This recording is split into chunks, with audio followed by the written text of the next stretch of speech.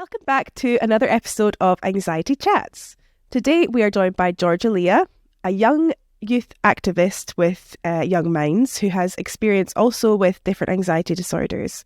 So welcome, Georgia-Leah. Hi, thank you so much for having me, Emily. Thanks so much for coming on. We were just saying before this podcast started, we've kind of known each other online for a really long time, but we've never actually spoken in person. No, but it's been really nice to speak to you.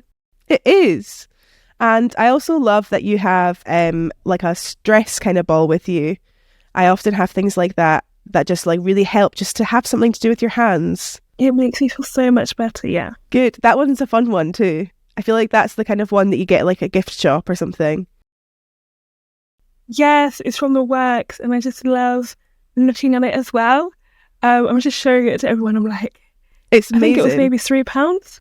Oh, amazing. That's really good. Thank you. I was wondering if we could start today by you just telling us about your story this far. I know that's a big question, but is there kind of like about when you started getting anxiety and what kind of things that you've experienced yourself? Okay, yeah, that's great. So I'd probably say I was quite an anxious person, I think, growing up. I feel like, I was a bit of a worrier. And I think when I was younger, it was kind of less so. I can't imagine, in nursery school, I can't really imagine too much of anxiety, but I've heard stories about when we've gone to see shows or pantomimes, I just used to have a freak out over things. But I'm trying to think, I know I've been anxious from a young age, but when you're thinking about it, yeah, so I've been an anxious person, I've been a bit of a worrier, and needing to speak about things or offload things or talk about things. And I think in my family, I'm like a different person. I feel like the rest of my family kind of gets on with it and they just plod on with it. And there's me in the background being like, having a bit of tingly feelings. But I can think about when it particularly got worse. So I remember in primary school, I had some bad experiences. I was bullied and I had to move primary schools. And so that massive transition was so anxiety inducing for me. And even back in primary school when things were happening, again, it was just going there every single day, feeling anxious, feeling sick. I was feeling sick, but it also was being I'm so sick. Let me stay off school, because I was so anxious about it. But in the end, I ended up moving schools. And I think just a new transition was really hard for me. And I think definitely come back to transitions as well, because they're really important and something that was quite a big trigger for me. And it was a bit... Emily, I'm trying to think about it. Is it okay what I'm saying? Is it clear? Absolutely perfect, yeah. It's actually really similar to my story. I was the same. I was bullied in primary school and so then they moved me primary school. But that actually felt like it was more traumatizing in some ways, because it was they also say that when you get away from what it was, obviously when you're being bullied or you're going through a really tough time, you just live to get on with each day. And then when you're taken out of that situation is when the anxiety comes, because it's you've gotten away from it, you're safe enough to let go and be oh my God. So that's really, when you were talking there, I was same? Oh my gosh, that is so crazy. Yeah. So I feel like it was a totally different type of anxiety there, because you're so used to it. Then it's just scary, new things, new people. And again, it was a very small school that I moved to, but it was also a village school, and I'm black, so that was extremely hard. And I think you might have experienced this too when you go into a school and people have already had their own relationships. I joined in year 5 to year 6, and I had trouble with the girls anyway. I later found out that I'm autistic, and so speaking to people was very hard. Because I think when you go to a first primary school, people begin to know you, don't they? And so you feel settled. Whereas I don't think I had that phase to get on with. So yes, that was really hard. And I was always not a talkative person, but I'd probably say I was a talkative person actually. And so when I went to the primary school,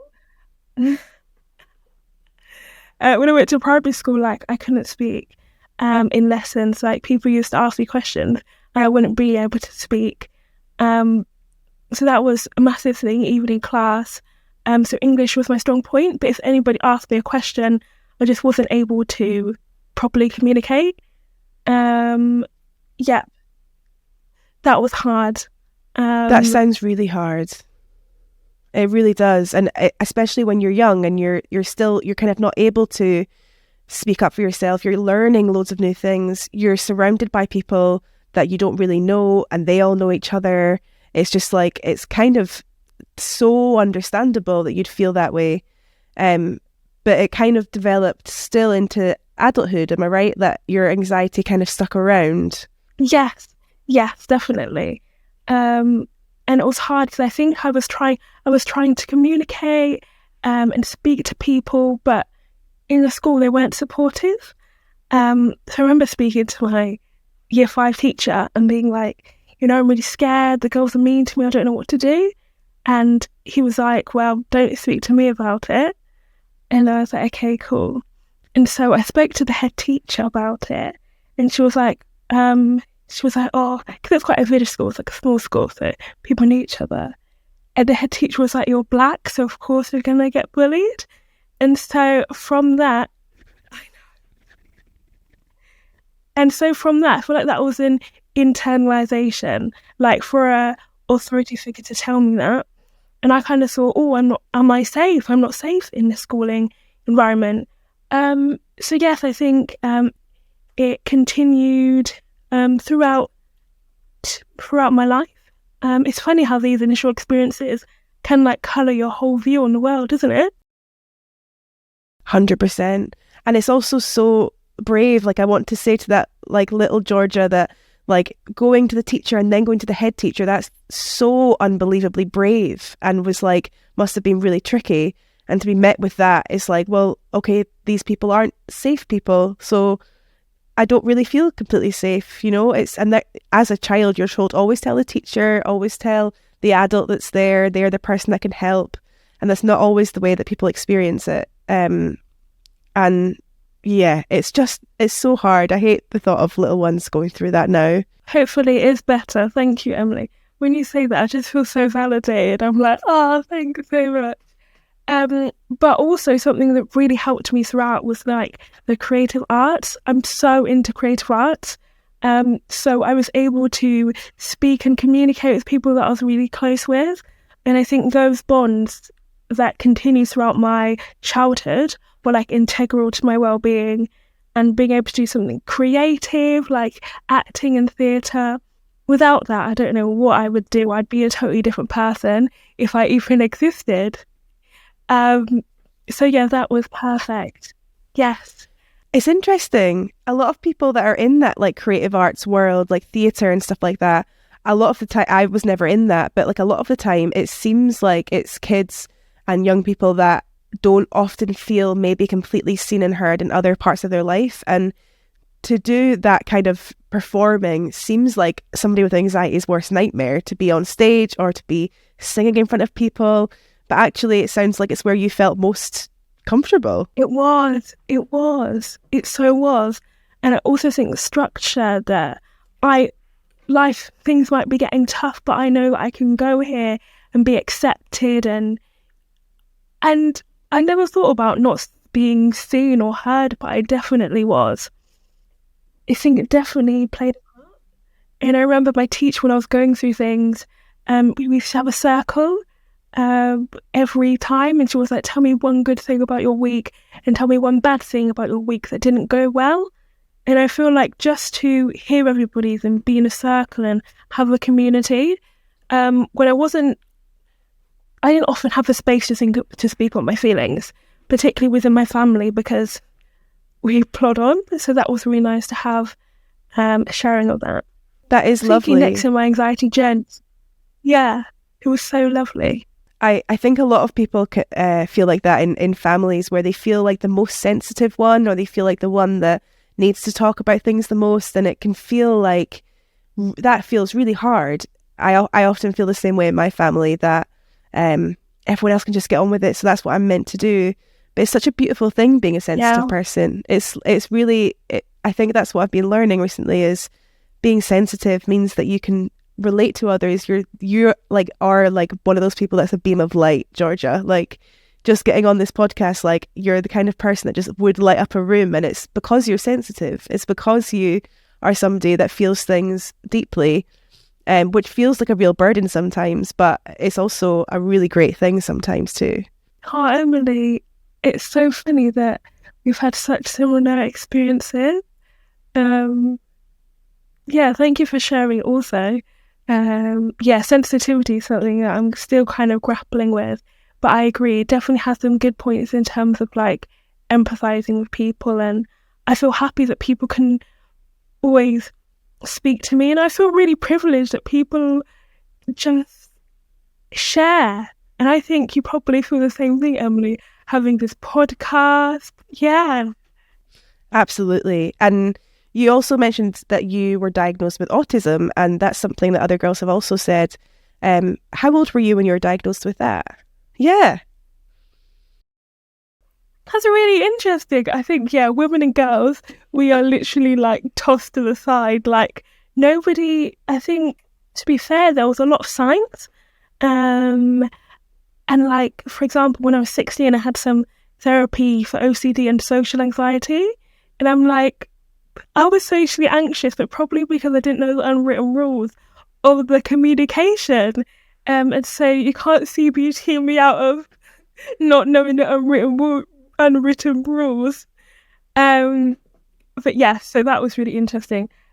So I had no idea about what autism was, because I was very clear about, the stereotype of like a white boy, with his trains. Do you know what I mean? And that just didn't align with me completely at all. And so in 2020, I kind of worked and trained with a theatre and education company. And we were doing like acting or performances. But we did do some it was like outreach work in schools.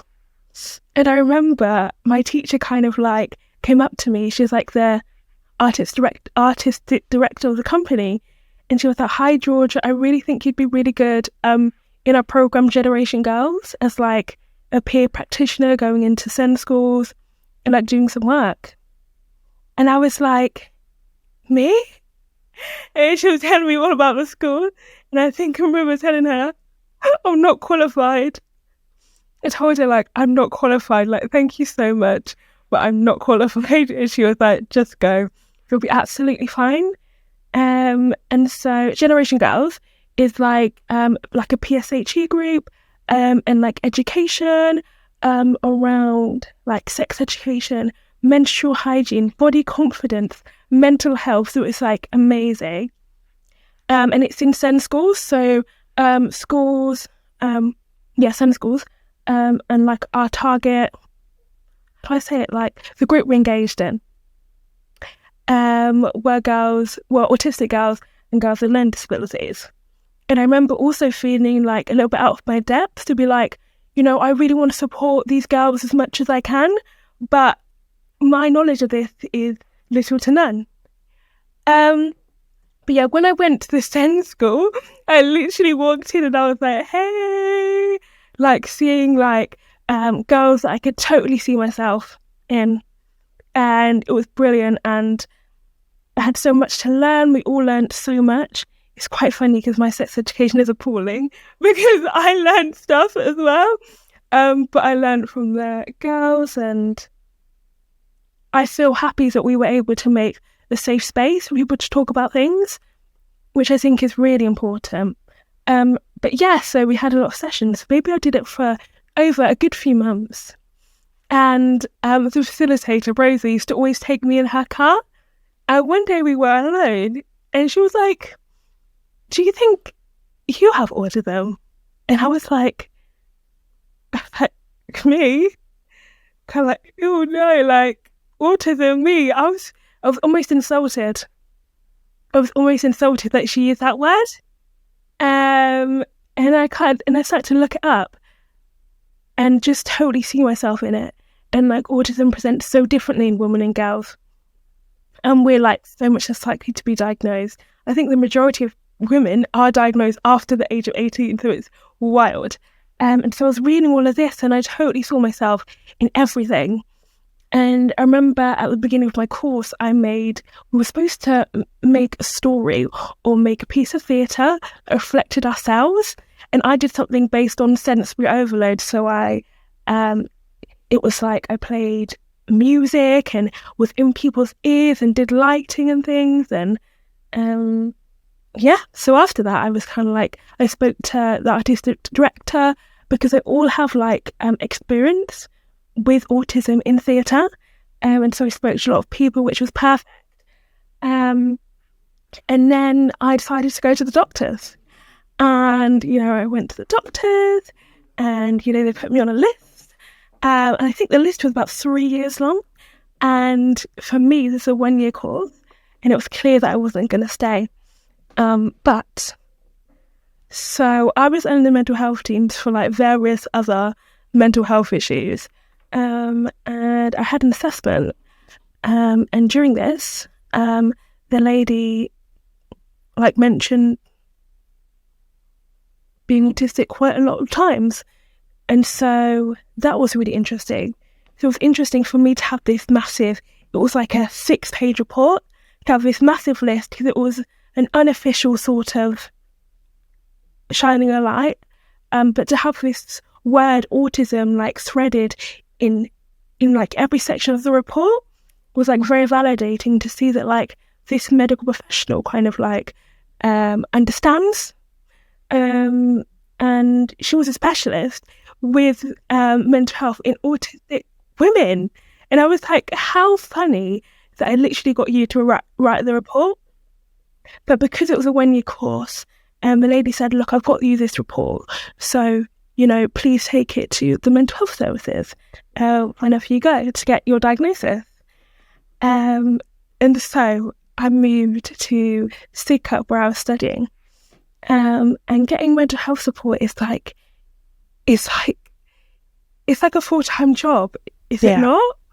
Totally. It's a full-time job. It's awful. And so every day to saying, help me, is so bad, isn't it? It's so bad. And how much of like it sounds like it was such a massive relief for you to hear that this woman was actually seeing you and like being like, yeah. And also it was really interesting you saying that you almost felt offended when somebody first said you might have autism, because that's kind of the view that a lot of people still have, is like autism means you can't function, you're not able to do this and this, and you might not be able to work or whatever it might be. And actually autism really doesn't mean that now. It doesn't just mean like kids that can't communicate, or you're obviously an amazing communicator. And how much do you think the undiagnosed autism had an impact on you experiencing anxiety for such a long time as a kid? Yeah, so I also want to say something that I mentioned. I love theatre and I love acting, and I think one of the reasons is that what did I say? It's just the structure and the knowing what I'm going to say, knowing what the other person's going to say, and understanding how this conversation works. And I think a lot of like neurodivergency is like parallel sort of activity. So it's like I'm able to connect with you in this mode, and I don't have to think about what I'm going to say because it's written down, and conversation can then come out of that. So yes, that's something that I think helps in the creative front. It helps me to feel comfortable as well. But yeah, so anxiety, I think it was very much, so I know I really struggled with transitions. So going from one primary to a different primary, and like new people, not knowing anybody, there was no sort of transition help at all. So that I found that really anxiety inducing. like a massive transition. It's from primary to secondary school, isn't it? Like, it's a completely massive transition. And I was at community village primary school, and there must have been like maybe 100 people. And like going to, so I went to a girls' school, so going to like a high school with probably like 2,000 people. It's like, I know, it's absolutely mad. And so I just found that really hard. And for a while, I just wasn't able to go into lesson. Like, I wasn't able to go into lesson. And so I just used to, there was like learning support, pastoral care. So I literally just used to sit on the sofa and do my work. And that wasn't long, maybe like a couple of months. But yeah, so that transition was really hard, and I didn't get any, I got support with that, but I didn't get any, what's it called, pre-support. So the support only happened when there was a big problem that I was presenting with a big problem. So I wouldn't say there was transition support, I say there was problem-solving support. But yeah, they were really good at first. And, you know, I spoke to a counsellor, the school counsellor, and she was amazing. And when you have anxiety and you don't have the vocabulary to describe it, I think that's even more scary. That's so much more scary when you're 11 years old and you're like completely paralysed with fear. You don't know what's going on, but you feel like something bad's going to happen all the time. I remember speaking to my form tutor and being like, I'm scared. I feel like something bad's going to happen all the time. And he was like, bless him. He was so nice. But he was like, look, I don't know. I'm going to fade to see this lady. So he was really good. Like, I could tell he didn't feel comfortable with it, and he didn't have the vocabulary, but like he did his best, and I really respected that. So yeah, I saw a school counsellor, and just the word anxiety and all the sheets that she gave me was just really important. And we spoke also about like that. Yeah. Sorry, on you go, Georgia. But like, yeah, you then know, like, because people are often talking right now about diagnosis. Is diagnosis important? And I think that's to an 11-year-old girl who all her friends in school can do it and she can't do it. I was the exact same girl, by the way, where I had to have a different room for exams. I had to, you know, I wasn't able to go to classes. I would go to the base, which is kind of the same place as what you're describing, like learning support. But unfortunately, it was also the same building that all the naughty kids went who couldn't do classes, who obviously had their own struggles, but they were kids that would maybe be lashing out physically, etc. It's probably not the best place for an anxious person to be as well. No, that sounds really difficult. Exactly. It's they just really didn't know what they were doing. And transition, that's such a good word to like describe. There's so many transitions in life, even daily. There's little tiny changes that will happen that you weren't expecting. I personally find those really hard. Any change, and it's the same thing, like, and they were massive changes, changing primary schools and then changing to a high school. It's like, to some that might not be, it might have been quite, you know, in fact, most kids would find that quite nerve-wracking, I would expect. But for kids with like anxiety and undiagnosed autism, it's like, I have no idea how to cope here. Turn the nozzle up. Yes. Yes.